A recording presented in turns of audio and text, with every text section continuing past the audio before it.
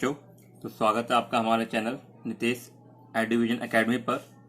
यहाँ पर हम क्लास 10 साइंस का चैप्टर 1 डिस्कस कर रहे थे, जो है आपका केमिकल रिएक्शन एंड इक्वेशंस। तो बच्चों, इस चैप्टर में हम पहले chemical reactions, chemical equation, balanced chemical equation इनको डिस्कस कर चुके हैं। ठीक है बच्चों, इसके सिवा हम रिएक्शन को बैलेंस करना और केमिकल रिएक्शन की जो वर्ड प्रॉब्लम होती हैं उनको भी बैलेंस करना सीख चुके हैं। तो चलिए बच्चों, आज इसी चैप्टर से एक नया टॉपिक स्टार्ट करते हैं, जो है आपका writing the symbol of physical state. तो बच्चों, किसी भी केमिकल इक्वेशन को या किसी भी केमिकल रिएक्शन को जब कंप्लीटली लिखा जाता है तो उसकी रिएक्टेंट साइड एंड उसकी प्रोडक्ट साइड आपके फिजिकल स्टेट को भी डिनोट किया जाता है। आपका रिएक्टेंट सॉलिड स्टेट में है, आपका रिएक्टेंट गैस स्टेट में है, या आपका जो प्रोडक्ट बनेगा वो सॉलिड स्टेट में बनेगा, गैस में बनेगा या लिक्विड में बनेगा, ये भी आपको एक कंप्लीट केमिकल इक्वेशन में डिनोट करना चाहिए। ठीक है बच्चों, तो आज हम पढ़ेंगे writing symbols of physical state.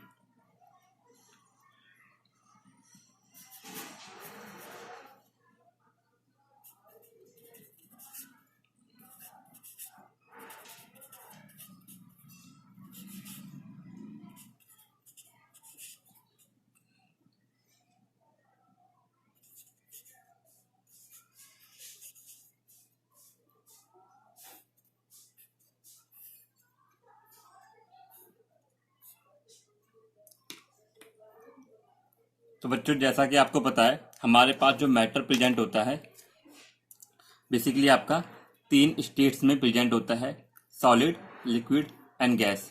ठीक है बच्चों, इसके सिवा आपका एक सॉल्यूशन होता है जिसमें हम एक्वस वर्ड को यूज करते हैं। अगर किसी भी सॉल्यूशन में आपका सॉल्वेंट वाटर है, इसका मतलब वाटर का सॉल्यूशन है, तो हम वहां पे एक्वस वर्ड यूज करते हैं। तो बच्चों चलिए, सॉलिड स्टेट। तो बच्चों, अगर आपको कभी भी किसी भी कंपाउंड की सॉलिड स्टेट को डिनोट करना है तो आप उसको डिनोट करोगे स्मॉल एस। अगर बच्चों आपको उसी किसी कंपाउंड को लिक्विड स्टेट से डिनोट करना है तो आप लिखोगे स्मॉल एल। अगर आपको बच्चों को गैस स्टेट को डिनोट करना है तो आप लिखोगे स्मॉल जी।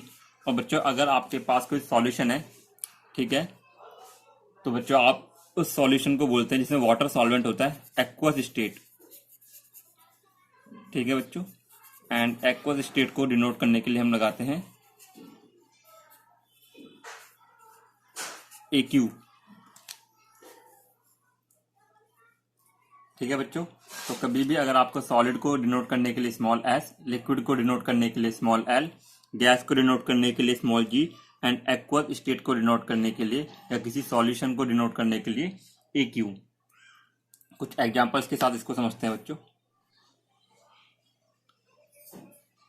देखिए बच्चों, अगर आप आयरन को वाटर से रिएक्ट कराते हैं, ये आपका एग्जांपल है,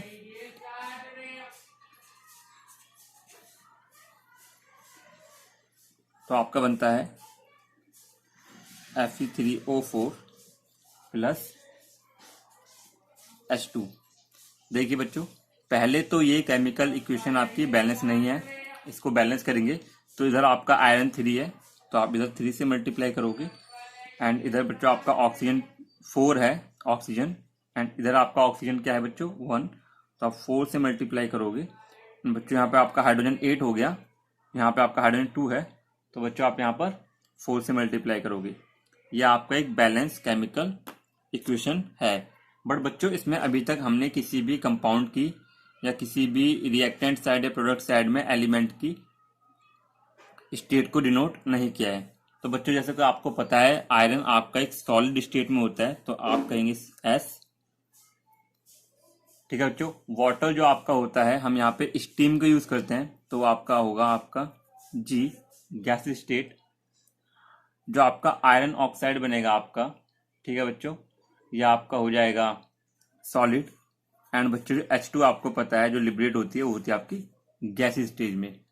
तो बच्चों, ये आपका एक बैलेंस केमिकल इक्वेशन है जिसमें आपने उसके सब्सटेंसेस के सामने उनकी फिजिकल स्टेट को भी डिनोट किया है। ठीक है बच्चों, कुछ और एग्जांपल्स भी इसमें देखते हैं हम।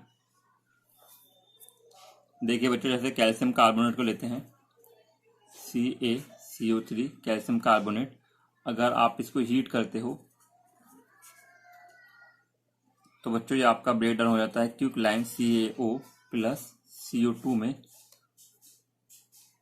तो बच्चों अगर आप यहाँ पे इनके फिजिकल स्टेट को शो करोगे तो आपको पता है कैल्शियम कार्बोनेट जो होता है आपका लाइमस्टोन जो आपको होता है एक सॉलिड होता है। तो बच्चों इसके लिए आपका आएगा स्मॉल s।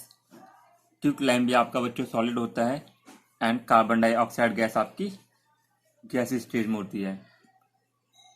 ठीक है बच्चों, ये है आपका writing symbol of physical state. बच्चों इसके सिवा भी अगर आपको केमिकल रिएक्शंस करानी होती है तो हमको कुछ स्पेशल कंडीशंस प्रोवाइड करानी होती हैं, अदरवाइज आपके रिएक्टेंट आपस में रिएक्ट करके प्रोडक्ट नहीं बनाते। जैसे कि आपको प्रेशर प्रोवाइड कराना होता है, टेम्परेचर चेंज करना होता है, कैटलिस्ट यूज करते हैं हम। ठीक है बच्चों, आगे हम पढ़ेंगे हीट, सनलाइट, हर तरह का आपका पैरामीटर चेंज किए जाते हैं जिससे आपकी केमिकल रिएक्शन को कराया जाए। ठीक है बच्चों, तो कुछ स्पेशल मीडियम होते हैं या कंडीशंस होती हैं जिनके प्रेजेंस में आपका रिएक्शन होती है। उन मीडियम्स को एंड उन स्पेशल कंडीशंस को भी एक कंप्लीट केमिकल इक्वेशन में डिनोट किया जाता है। तो बच्चों कैसे डिनोट करते हैं आइए देखते हैं।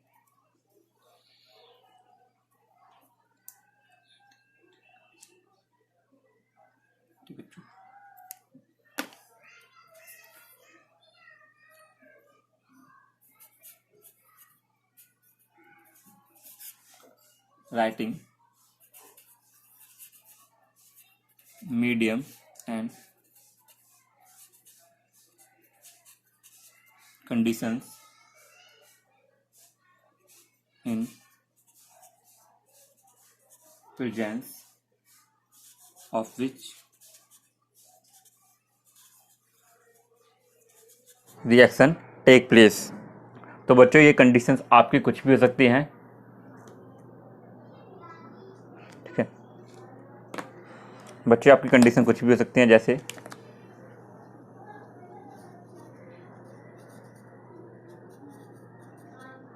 Conditions like temperature,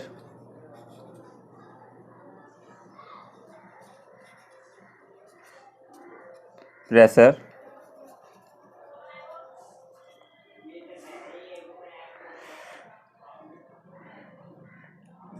and catalyst. बच्चों टेम्परेचर आपको पता है, हर केमिकल रिएक्शन को प्रोसीड करने के लिए अलग टेम्परेचर की रिक्वायरमेंट होती है। जैसे कुछ केमिकल रिएक्शन आपकी नॉर्मल रूम टेम्परेचर पे प्रोसीड हो जाती हैं, बट कुछ केमिकल रिएक्शन को करने के लिए आपको टेम्परेचर की रिक्वायरमेंट होती है। आप उनको हीट देते हो, चाहे वो सनलाइट से हो, चाहे वो आप उनको बर्न करें, चाहे आपका कोई और मीडियम हो। ठीक है बच्चों, ऐसे ही हम प्रेशर भी बढ़ाते हैं। कुछ रिएक्शन आपकी एटमॉस्फेरिक प्रेशर, रूम प्रेशर पे हो जाती हैं, कुछ रिएक्शन के लिए आपको प्रेशर बढ़ाना पड़ता है। प्रेशर बढ़ाने से आपके रिएक्शन जल्दी हो जाती है। ठीक है बच्चों, एंड कैटलिस्ट। तो बच्चों कैटलिस्ट हम अभी इसमें आगे पढ़ेंगे, इससे पहले कुछ एग्जांपल लेते हैं। तो बच्चों कभी भी आप इन कंडीशंस को जब लिखोगे या किसी भी केमिकल रिएक्शन में मेंशन करोगे तो मैंने जो आपको एरो बताया था उस एरो के ऊपर इनको मेंशन किया जाता है।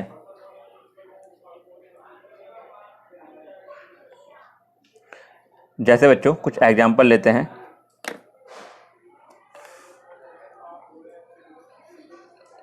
जैसे बच्चों अभी हमने ऊपर एक एग्जांपल लिया था कैल्शियम कार्बोनेट का, तो कैल्शियम कार्बोनेट। तो बच्चों ये रिएक्शन आपकी, अगर आप कैल्शियम कार्बोनेट को नॉर्मल रूम टेम्परेचर पे रख दोगे तो प्रोसीड नहीं होगी। तो बच्चों इस केमिकल रिएक्शन को कराने के लिए आपको एक्सटर्नल हीट की रिक्वायरमेंट होती है और उस टेम्परेचर राइज को, उस हीट को इस एरो के ऊपर शो किया जाता है। ठीक है बच्चों, कुछ और एग्जाम्पल की बात करते हैं बच्चों। जैसे आपका एक और एग्जाम्पल होता है बच्चों, फोटोसिंथेसिस की रिएक्शन हम सबको पता है, वो आपका सनलाइट के प्रेजेंस में होती है। वो भी आपका इसका एक एग्जाम्पल हो सकता है CO2 प्लस H2O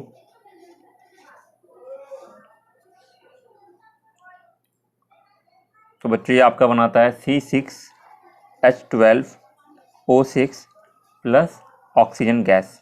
ठीक है बच्चों, देखिए तो बच्चों इस रिएक्शन को प्रोसीड करने के लिए आपकी जो रिक्वायरमेंट होती है वो होती है सनलाइट। ये सबको पता है बच्चों, फोटोसिंथेसिस की रिएक्शन आपकी सनलाइट के एब्सेंस में नहीं होती। एंड बच्चों आपका एक पिगमेंट होता है ग्रीन कलर का जिसको हम बोलते हैं क्लोरोफिल। बच्चे हम 9th क्लास में पढ़ चुके हैं क्लोरोफिल क्या होता है, तो हम क्लोरोफिल। तो बच्चों अगर आपको कभी भी फोटोसिंथेसिस की रिएक्शन करानी है तो उसके लिए आपको सनलाइट की रिक्वायरमेंट होगी एंड आपके क्लोरोफिल भी प्रेजेंट होना चाहिए लीव्स में, तभी आपका फोटोसिंथेसिस की रिएक्शन होगी, अदरवाइज रिएक्शन नहीं होगी। तो बच्चों ये थी आपकी कुछ स्पेशल कंडीशंस एंड मीडियम जिसके प्रेजेंस में आपका कोई भी केमिकल रिएक्शन प्रोसीड करती है।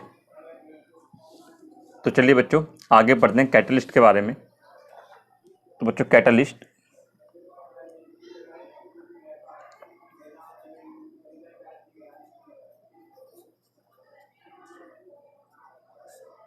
तो बच्चों क्या होते हैं कैटलिस्ट? तो बच्चों कैटलिस्ट होते हैं आपके दो substances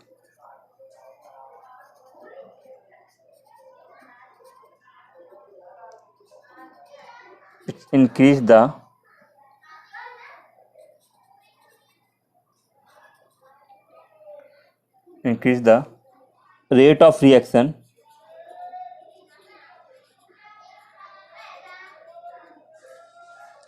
without consume in it।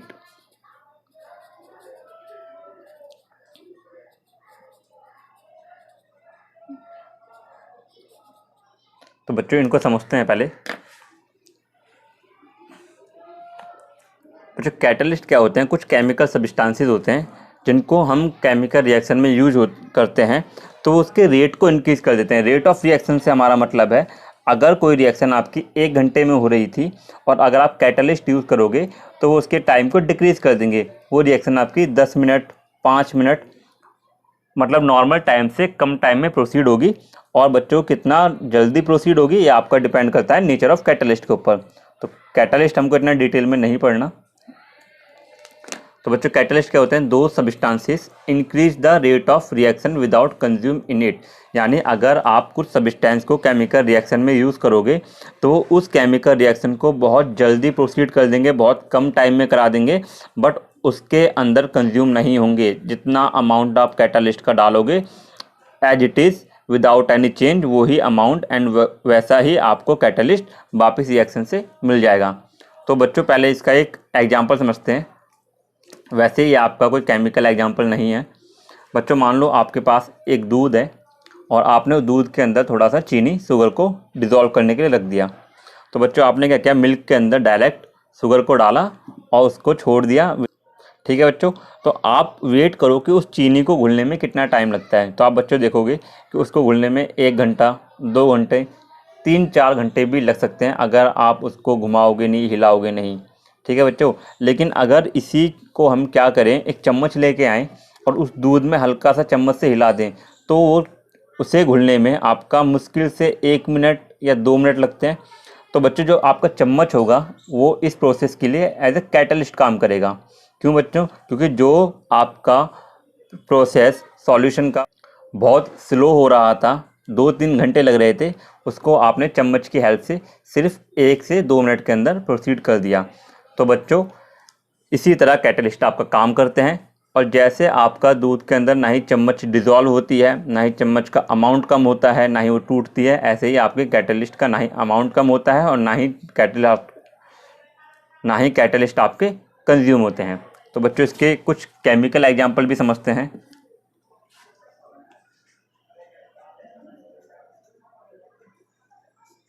तो बच्चों एक होता है आपका हेबर प्रोसेस,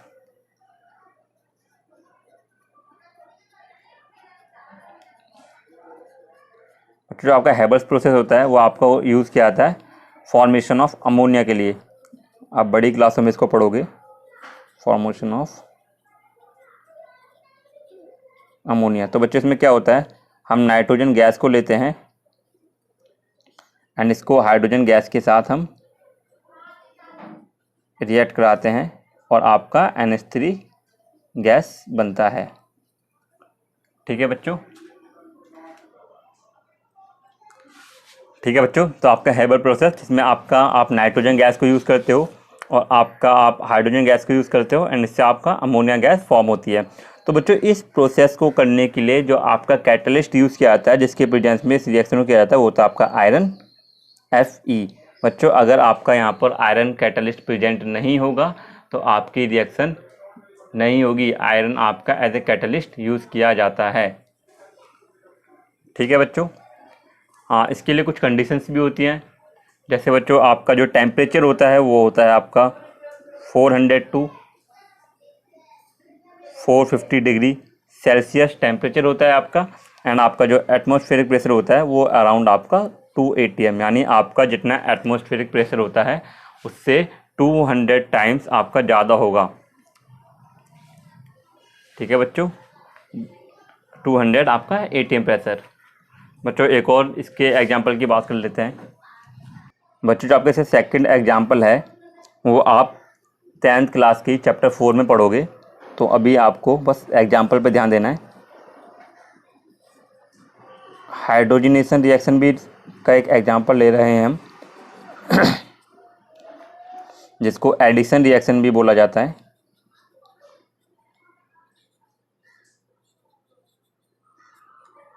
ठीक है बच्चों, तो इसमें हम क्या करते हैं,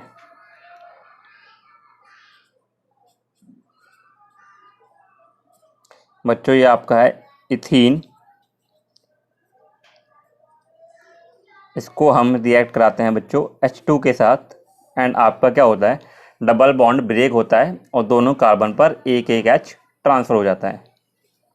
तो बच्चों 2 H पहले से थे, अब यहाँ पर आपके 3 H हो जाएंगे, डबल बॉन्ड टूट जाएगा और बच्चों ये आपका बनता है इथेन। ये बच्चों आपको 4th चैप्टर में समझ में आएगा। लेकिन बच्चों ये रिएक्शन कराने के लिए आपको कुछ कैटलिस्ट की रिक्वायरमेंट होती ही है। तो 3 कैटलिस्ट हैं, आप इनमें से कोई सा भी यूज़ कर सकते हो, nickel, palladium and Pt platinum. ठीक है बच्चों, और आपका यहाँ पर ये जो हमारा टॉपिक था special conditions and special medium ख़त्म होता है। तो बच्चों आज हमने डिस्कस किया आपका फिजिकल स्टेट के सिंबल डिस्कस किए थे कि अगर आपका कोई भी प्रोडक्ट और कोई भी रिएक्टेंट जो है वो आपका किस स्टेट में रिएक्ट करता है एंड कौन सी स्टेट में आपका प्रोडक्ट मिलता है। तो बच्चों हमने आपको 4 स्टेट मेनली बताई थी। एक सॉलिड जिसको स्मॉल एस से डिनोट किया जाता है, एक लिक्विड जिसको स्मॉल एल से डिनोट किया जाता है, एक गैस जिसको स्मॉल जी से रिप्रेजेंट किया जाता है, एक एक्वस स्टेट थी जो आपके सॉल्यूशन के लिए यूज़ की जाती है जिसको AQ से रिप्रेजेंट किया जाता है। एंड हमने आपकी स्पेशल कंडीशंस पढ़ी थी जो आपके किसी भी केमिकल प्रोसेस को करने के लिए नेसेसरी होती हैं, अदरवाइज आपकी केमिकल रिएक्शन नहीं होंगी। बच्चों ज़रूरी नहीं है ये सब में प्रेजेंट हो, कुछ स्पेशल कंडीशन स्पेशल रिएक्शन में लगाई जाती हैं। बहुत सारी केमिकल रिएक्शन आपकी normal room temperature room pressure पे प्रोसीड हो जाती हैं।